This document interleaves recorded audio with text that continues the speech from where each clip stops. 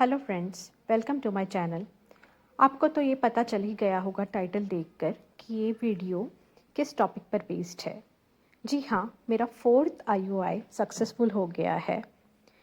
दरअसल ये मेरा लास्ट अटेम्प्ट था आईयूआई के ऊपर।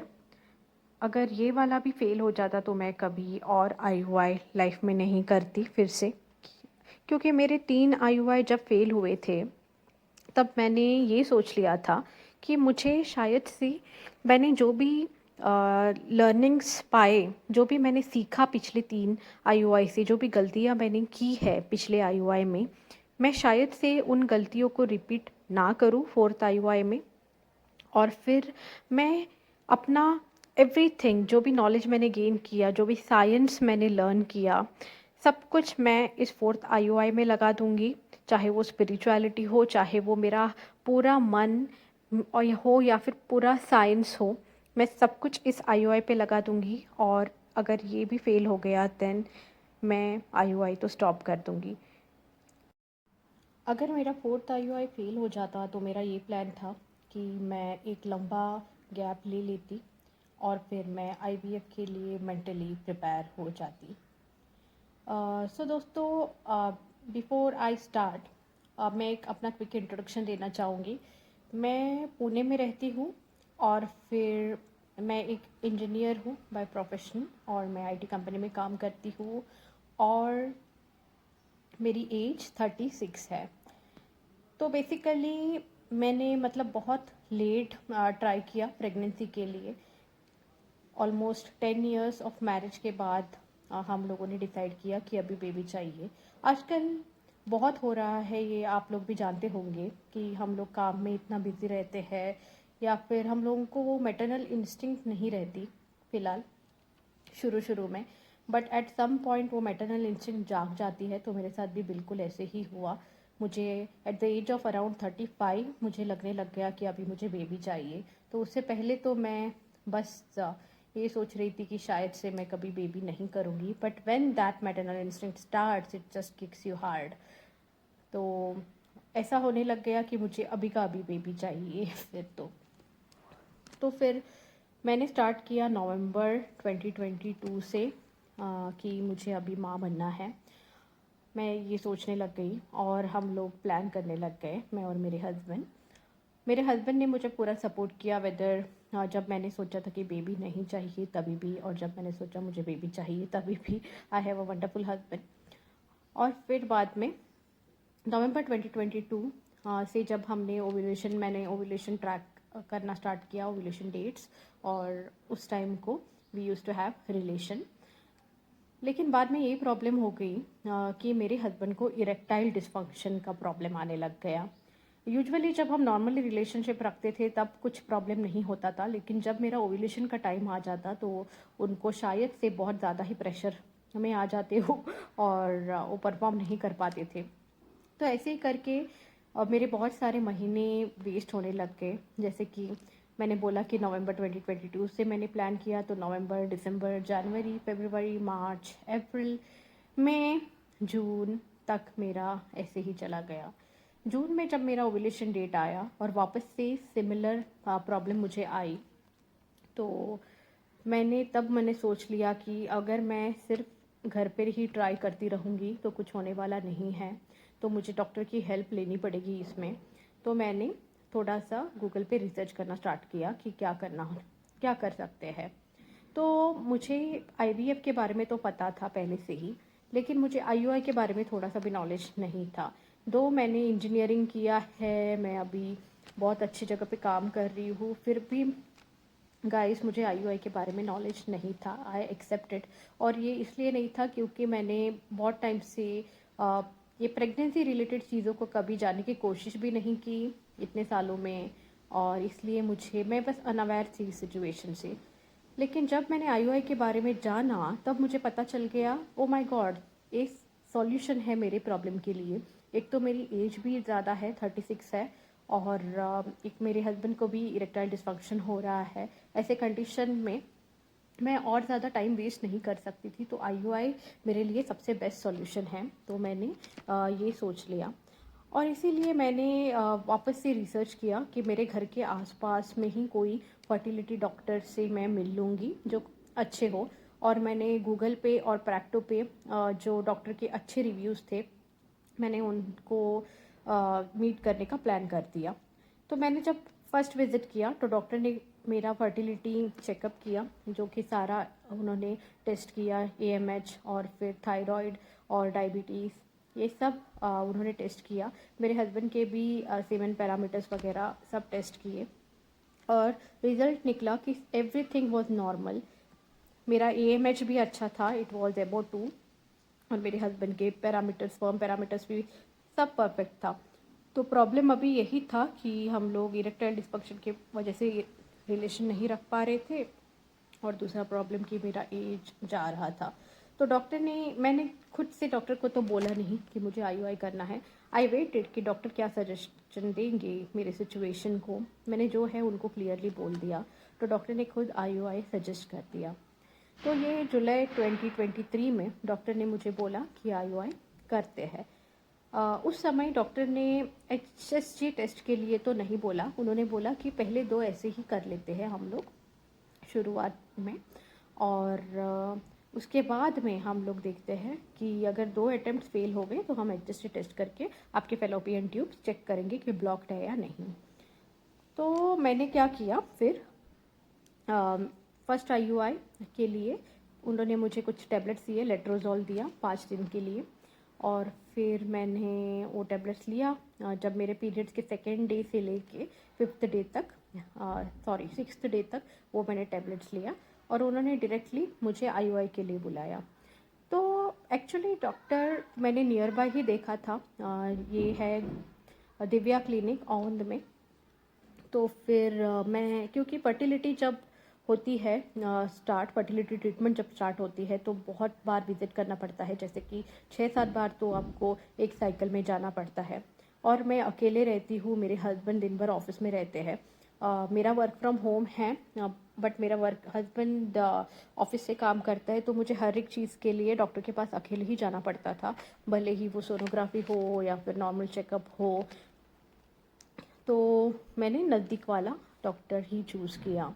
और फिर बाद में ये पता चला मुझे, डॉक्टर ने ये बोला कि सारा जो चेकअप है, जैसे कि एग चेकअप वगैरह जो भी रहेगा वो यहाँ पे होगा औंध में, लेकिन जो फाइनल वाला आईयूआई होगा वो डेक्कन में होगा, जो मेरे घर से बहुत दूर था, अराउंड 1 घंटा लगता है वहाँ पे जाने के लिए।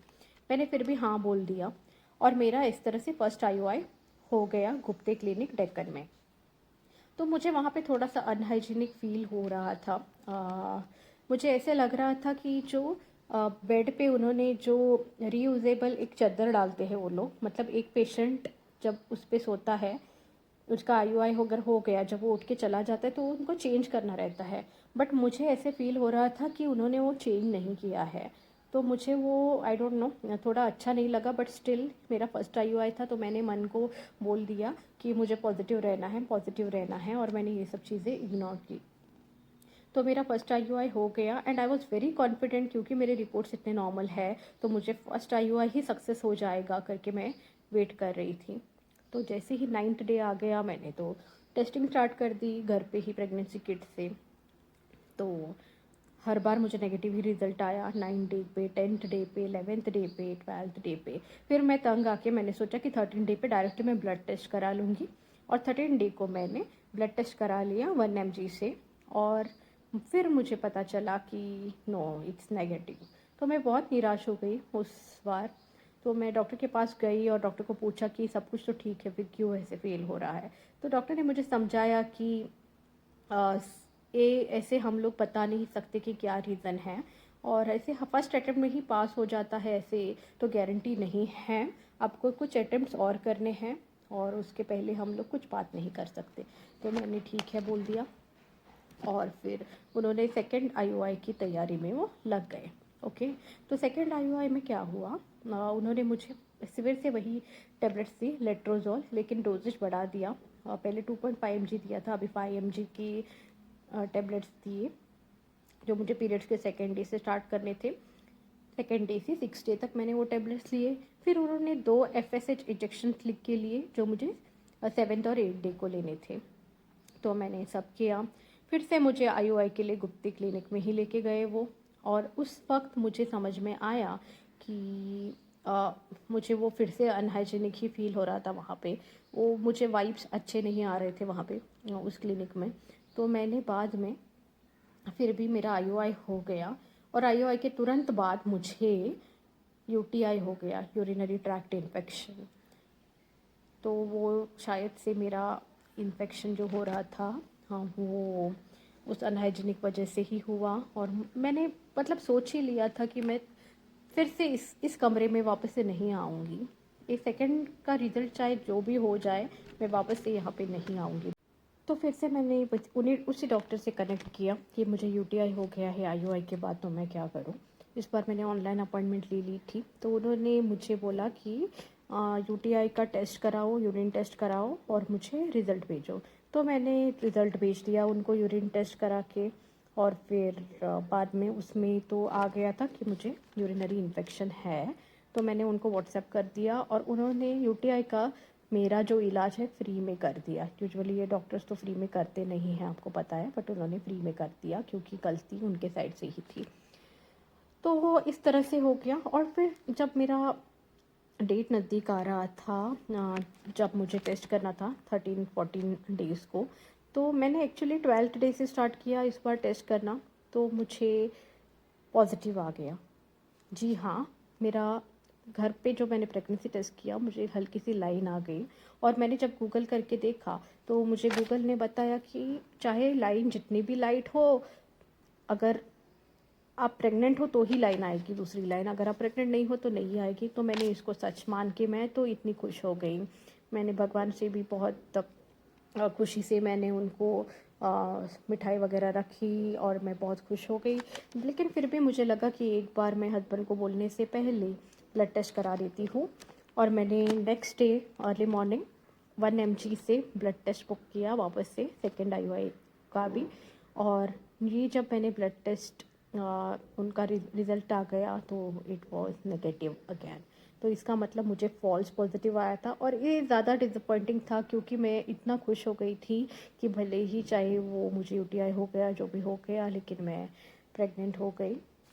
लेकिन कोई बात नहीं, बाद में मैंने फिर से सोच लिया कि अभी थर्ड आईयूआई तो मैं डॉक्टर से तो नहीं कराने वाली। लेकिन फिर भी मैं एक बार उन डॉक्टर से मिली और उनको बोला कि आगे क्या स्टेप्स हैं। तो उन्होंने बोला कि एक बार आप HSG टेस्ट कराओ, और उसके बाद में हम लोग देखेंगे, थर्ड आईयूआई करेंगे। तो मैंने बोला उनको कि मैं 2 महीने का ब्रेक लेना चाहती हूँ। तो ये अगस्त 23 तो चला गया। तो मैंने सितंबर, अक्टूबर, नवंबर 3 महीने का ब्रेक तो मैंने ले लिया। तो बाद में मैंने HSG कराया दिसंबर 2023 में। उसकी कहानी भी मैं आपको बताऊंगी दूसरे वीडियो में, वो भी नहीं तो वीडियो बहुत लंबा हो जाएगा। और मैंने सोच लिया कि ये रिपोर्ट अभी मैं वही उन्हीं डॉक्टर से दिखाऊंगी कि वो क्या बोलेंगे। तो मैं उन्हीं डॉक्टर के पास गई, और उन्होंने बोला कि रिपोर्ट्स तो अच्छे हैं, आपके दोनों ट्यूब्स ओपन हैं, तो हम थर्ड आईयूआई करते हैं। और उन्होंने मुझे टैबलेट्स और वापस से वही इंजेक्शंस लिख के दी। तो मुझे लगा कि इसमें तो कोई भी चेंज नहीं है। जब मेरा सेकेंड आईयूआई फेल हो गया है, वही चीज़ अगर रिपीट करेंगे हम थर्ड के लिए तो फेल हो जाएगा। फिर मैंने सोच लिया कि अभी डॉक्टर चेंज करने की बारी आ गई है। फिर से मैं रिसर्च करने लग गई कि कौन से डॉक्टर अच्छे हैं, आसपास में ही हैं। तो मुझे पता चला कि बानेर, वो भी मेरे घर के पास में ही है, 2-3 किलोमीटर्स में। तो वहाँ पे एक डॉक्टर अच्छे हैं। वो डॉक्टर है एम्ब्रियो IVF, उनका नाम है अनिल चित्ता के। तो मैं सारे रिपोर्ट्स जो है मैंने HSG रिपोर्ट, ब्लड टेस्ट में सब कुछ लेके इन डॉक्टर के पास चली गई, और उनको मैंने दिखाया। उन्होंने वापस से मुझे कुछ ब्लड टेस्ट लिख के दिए जो कि पहले नहीं हुए थे, वो वाले, जैसे कि थायराइड वगैरह कुछ कुछ था। और वापस से फिर नहीं, सॉरी, थायराइड तो हो गया था। ये शायद FSH टेस्ट उन्होंने बोला करने के लिए। फिर मैं वहाँ पे गई, और उन्होंने प्लान किया थर्ड आईयूआई के लिए, और फिर मेरा थर्ड आईयूआई हो गया। लेकिन सबसे बेस्ट पार्ट ये था इस हॉस्पिटल का कि ये बहुत हाइजीनिक है। This was the most important reason कि मैं वहाँ पे गई क्योंकि मैंने बहुत बुरा एक्सपीरियंस कर लिया था पास्ट में। और मुझे वापस से वो रिपीट नहीं करना था। इस हॉस्पिटल के चार्जेस थोड़े कंपैरेटिवली हाई है। एक्चुअली चार्जेस, कंसल्टेशन चार्जेस से डॉक्टर के 800 रुपीज़ है। जैसे कि अगर आप 3-4 मिनट भी डॉक्टर से कंसल्टेशन ले लो तो आपको ये लोग 800 चार्जेस करेंगे, बट रिज़ल्ट तो देते हैं। तो आई वुड सजेस्ट कि इन डॉक्टर को मैं डेफिनेटली रिकमेंड करूँगी, क्योंकि भले ही कॉस्टली है बट रिजल्ट्स तो आते हैं, विच इज़ मोर इम्पॉर्टेंट। अगर आप कभी प्लान करो इन डॉक्टर के पास जाने का तो अपना बैंक बैलेंस थोड़ा अच्छा सेविंग करके ही जाइए, क्योंकि बहुत पैसे लगने वाले हैं इसके लिए। तो या back to the topic, third IUI के लिए जब, हाँ, यहाँ पे थोड़ा डिफरेंट हो रहा था। सारा प्रोसेस थोड़ा डिफरेंट था। मैं ये डिटेल में और वीडियोस बनाऊंगी आगे, उसके लिए आप प्लीज़ सब्सक्राइब कर लीजिए। इस वीडियो में ही मैं सब कुछ नहीं बता पाऊंगी। अभी ये वीडियो तो सिर्फ ऊपर ऊपर का समरी मैं बता रही हूँ, इन डिटेल में हर एक चीज़ को आगे बताऊंगी। तो थर्ड आईयूआई का प्रोसेस थोड़ा अलग था और थोड़ा इन डेप्थ था। तो डॉक्टर वैसे ही मुझे आँख बंद करके दवाइयाँ नहीं देते थे, वो मुझे मॉनिटर करते थे हर एक एक दिन में, और वो मुझे प्रॉपरली एफएसएच इंजेक्शंस उस, मतलब जितना मेरा एग ग्रोथ है उसके ऊपर से वो देते थे। और थर्ड आईयूआई का भी जब हुआ तब मेरा ओव्यूलेशन ऑलरेडी हो गया था, और मुझे थोड़ा सा डाउटफुल लग ही रहा था। उसका रीज़न मुझे समझ में आ रहा था कि ये शायद से फेल हो जाएगा। अ, और मैंने जैसे सोचा वैसे ही हुआ, मेरा थर्ड आईयूआई भी फेल हो गया। मैंने वापस से ब्लड रिपोर्ट जब निकाली तो ये फेल था, बट मैंने बहुत सारी चीज़ें जान ली थी कि ये क्यों फेल हुआ है, तीनों क्यों फेल हुए, उसके रीज़न्स मैंने जान लिया था। और मैंने सोच लिया था कि मैं ये जो लास्ट आईयूआई जब मैं करूँगी ये सब रीज़न्स को अवॉइड करूँगी और मैं आगे बढ़ूँगी। तो इसी तरह से मैंने लास्ट आईयूआई को अपने हिसाब से प्लान किया, और डॉक्टर की मदद भी ली, और मैंने खुद से भी कुछ कुछ प्लान किया, और मेरा फोर्थ आईयूआई सक्सेसफुल हो गया। इसकी कहानी, फोर्थ आईयूआई सक्सेस की कहानी, मैंने क्या क्या टिप्स फॉलो किए, क्या क्या स्टेप्स लिए, वो मैं अगले वीडियो में आपको बताऊंगी। अभी मैं ये वीडियो यहीं पे ख़त्म करती हूँ। आप प्लीज़ सब्सक्राइब कर लीजिएगा, क्योंकि आगे मैं बताने वाली हूँ मैंने एचएसटी टेस्ट कैसे किया, पुणे में कहाँ विथ एनेस्थीसिया एचएसटी टेस्ट होता है, और विथ एनेस्थीसिया जब एचएसटी टेस्ट करते हैं तब क्या क्या प्रॉब्लम्स आते हैं। और फिर मैं ये भी बताऊंगी कि मुझे फॉल्स पॉजिटिव्स जो आए जब भी मैंने टेस्ट किए तो वो कैसे हुए, और मैं आपको फोर्थ आईयूआई सक्सेस की टिप्स भी दूंगी। Thank you everyone, thank you for watching, please subscribe.